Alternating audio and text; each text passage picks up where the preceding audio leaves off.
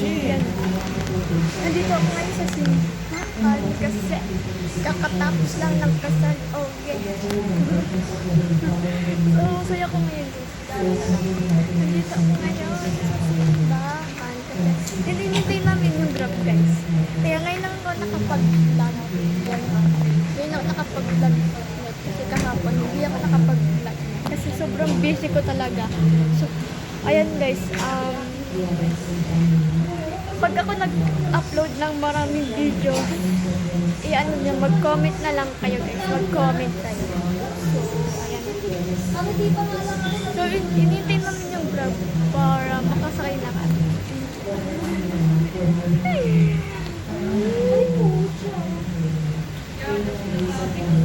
Kaya pinost ko muna yung mga videos.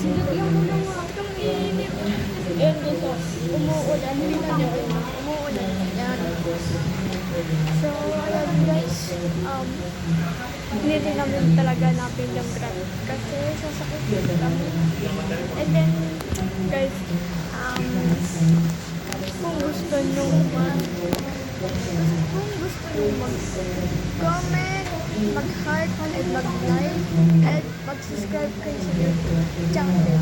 So, ayan, gusto ko talaga sumikat guys kasi parang sumikat rin ako, parang